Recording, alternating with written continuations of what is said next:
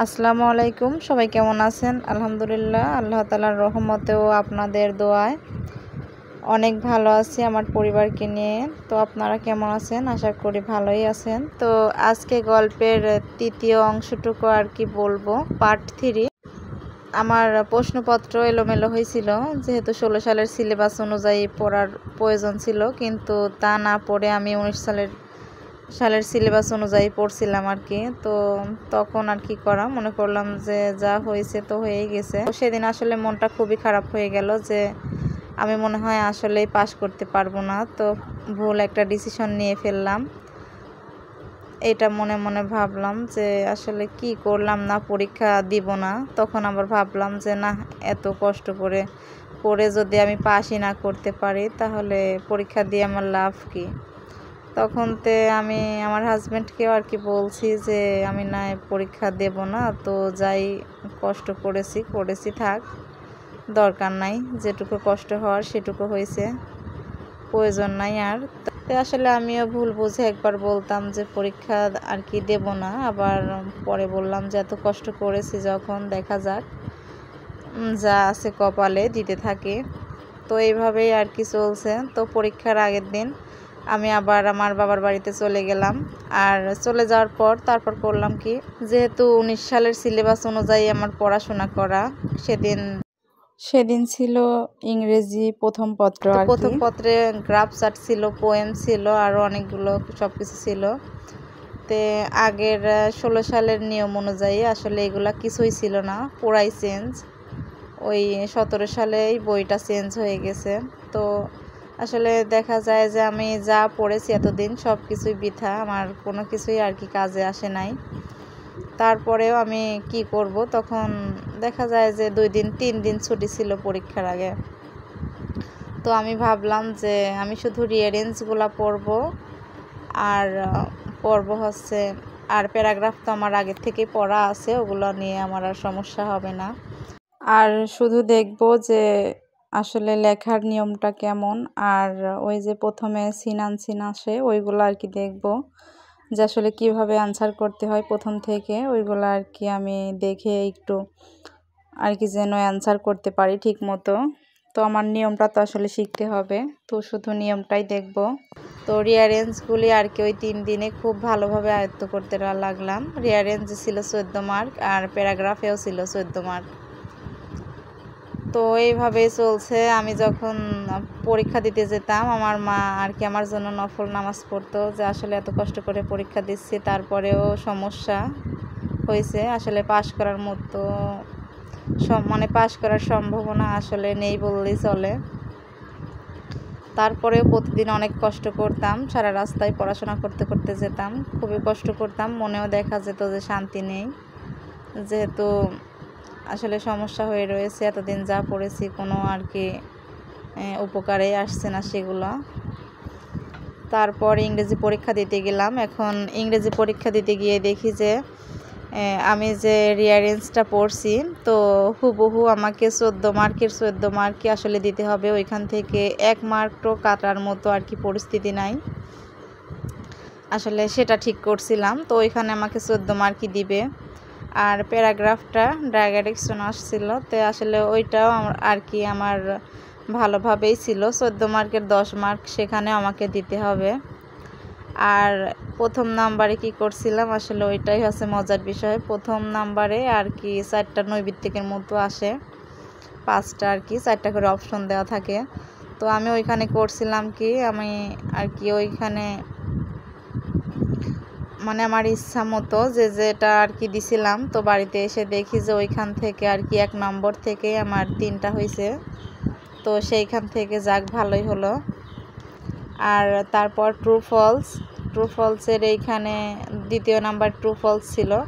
আসলে true false ছিল, আমি ফলস যদি করি কারেক্ট অ্যান্সারই তো আমি জানি না, তো আমি কিভাবে আর কি কারেক্ট করবো।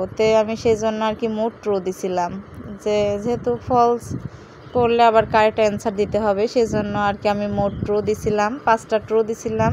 তো পরে এসে দেখি যে ওইখান থেকেও 2টা আর কি ঠিক হয়েছে।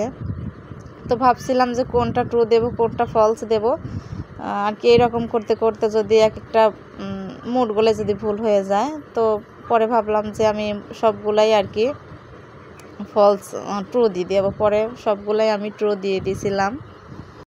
তো তারপর 3 নাম্বারে আর কি ওইখানে টেবিলে সব কিছু থাকে, তো টেবিলটাও ঠিক মতোই হলো। ওইখান থেকে এইরকম 2-3 মার্ক করতে করতে আমার আসলে বাড়িতে এসে আমি দেখি যে না, আমার আর কি 50 প্লাস হয়ে গেছে। সমস্যা নেই আর কি, মোটামুটি আমি পারি না, তারপরেও আল্লাহ তাআলা দিলে আমি ভালো অ্যান্সারই করেছি। তো দেখলাম যে না, আসলে ভালো হয়েছে। আর সমস্যা হয়েছিল আমার হচ্ছে এই যে পৌরনীতি নিয়ে। তো পৌরনীতি আমি আর কি বিকেলে পরীক্ষা দিয়ে আসছি, পরের দিন সকালেই আর কি পৌরনীতি পরীক্ষা ছিল। আসলে সুশাসন কি সেটাই আমার মাথায় থেকে চলে গেছিলো। আমি এত পড়াশোনা করছিলাম যে সুশাসন কি আমার সেটা আর কি এত ভাবলাম, তারপরে আমি দিতে পারছিলাম না। ওই পরীক্ষাটা আমার খুবই খারাপ হয়েছিল। আমি তো ভাবছিলাম যে ওই পরীক্ষাটি আসলে আমার কি হবে আমি নিজেও জানি না। তারপরে এইভাবে সব পরীক্ষা শেষ হয়ে যাওয়ার পর, তো যখন আর কি পরীক্ষা শুরু হয় তখন 6 মাস ছিল আর কি প্রেগনেন্ট। তো পরীক্ষা 1 মাস হলো, তো 7 মাস হয়ে গেল। তো পরীক্ষা শেষ হওয়ার রেজাল্টের পালা এখন। তো রেজাল্ট আসলে যেদিন দিবে, রেজাল্ট দিল হচ্ছে 17 তারিখে। তো 17 তারিখে আর কি পরীক্ষার রেজাল্ট দিবে। আর 19 তারিখে সিজার, যেহেতু প্রথম বাচ্চা সিজারে হয়েছিল, তো এটাও আর কি সিজার করা লাগবে।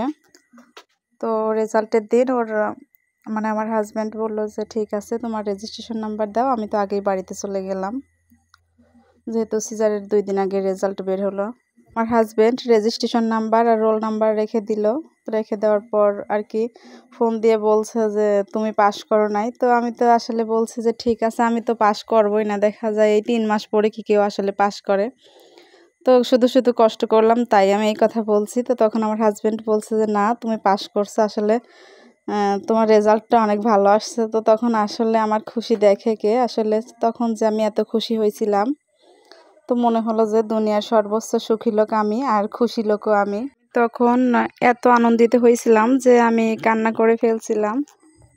এত খারাপ সিচুয়েশন ছিল, তারপরেও আল্লাহ তাআলা আমাকে পাশ করাইছেন। যেহেতু আমার নিজেরও পরিশ্রম ছিল, সেজন্য আর কি বলছি, আসলে পরিশ্রম কখনো মানুষকে ঠকায় না, সবাই ঠকাতে পারে। তো রেজাল্টের 2 দিন পরই আবার হলো সিজার, আর আমি 2টা খুশির সংবাদ একসাথে পেলাম। যেহেতু আগে ছেলে বাবু ছিল, পরে আবার মেয়ে বাবু হলো। আর পরীক্ষাতেও অনেক কষ্টের পর আর কি জীবনের সাথে যুদ্ধ করাই বলা চলে। অনেক অনেক কষ্টের পরে আমি লাস্টে পাস করলাম ভালো একটা রেজাল্ট নিয়ে। আর সে রেজাল্টটা আপনাদের বলছি। আর 3.8 পাইছিলাম। তো আসলে এখন সবাই বলবেন যে এত কষ্ট করে 3.8 পাইছেন, তো আসলে আপনারা যদি আপনাদের কাছে বলি, তো আসলে আপনারা বিশ্বাস করবেন না। আমার একটা অক্ষরও আগে পড়া ছিল না, একটা অক্ষরও না। তো আমি ওই 3 মাসে আর 6 মাসের প্রেগনেন্ট অবস্থায় আমি অনেক কষ্ট করে পড়াশোনা করছি। আমি 3 মাসে পরীক্ষা দিয়ে আর কি এইচএসসি পাস করছি। তো আসলে এটা সচরাচর দেখা যায় না আমার জীবনে, আমি কিন্তু এটা দেখিনি। কিন্তু আসলে আমি এই পরিস্থিতির সাথে মোকাবেলা করছি, মোকাবেলা করে আল্লাহ তাআলা আমাকে সফল করেছেন।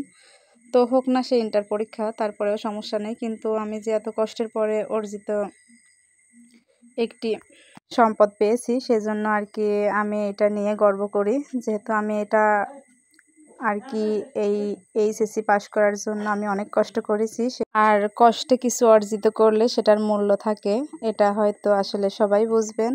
আর আমি এটা কষ্ট করে আর কি পেয়েছিলাম। আমার ভিডিওটি আমার ভাইরা আপুরা কোথাও কোনো জায়গায় যদি একটু অংশ ভালো লেগে থাকে, তাহলে লাইক করবেন, কমেন্ট করবেন এবং সাবস্ক্রাইব করবেন। আর আমার জীবনের এই সত্য ঘটনাটা আপনাদের কাছে কেমন লাগলো প্লিজ কমেন্টে বলবেন। আর এই গল্পটি যদি ভালো লাগে, আমি আমার জীবনের আরও অনেক অনেক গল্পগুলো তুলে ধরবো আপনাদের মাঝে। আশা করি সেগুলো অনেক ভালো লাগবে। আসলে কেউ কিছু মনে করবেন না, আমার কোনো ভাইরা আপুরা বাজে কমেন্ট করবেন না আর বাজে মন্তব্য করবেন না। যেহেতু আসলে আপনাদের কাছে মনে হতে পারে যে এইচএসসি পাস কি এত বা আসলে করছেন, তো আসলে এটা কিন্তু আমার কাছে অনেক বড় একটা পাওয়া। যেহেতু আমার পড়াশোনা সব কিছু হারিয়ে গেছিলো আমার আর কি জীবন থেকে। পড়াশোনা আর কি শেষই হয়ে গেছিলো। তারপরে আমি শেষ সময়ে এসেও আমি আর কি হাল ছাড়ি নাই। আমি আবার উঠে দাঁড়াইছি, আবার পরীক্ষা দিয়েছি। আসলে আমার মনোবল ছিল, আর সাথে ছিল আমার হাজব্যান্ডের অসংখ্য ভালোবাসা আর অসংখ্য দায়িত্ব। আর এটা আসলে পাওয়া আমার হাজব্যান্ডের জন্যই। আর আমার হাজব্যান্ড, আমার তো মনে হয় পৃথিবীর সর্বোচ্চ সেরা হাজব্যান্ড আল্লাহ তাআলা আমাকে দিয়েছেন। আমার হাজব্যান্ড যদি সেরকম ধনী নাও হয়, আমার হাজব্যান্ডের মন আল্লাহ তাআলা অনেক বড় দিয়েছেন। আজকের মতো এখানেই শেষ করছি। আল্লাহ হাফেজ।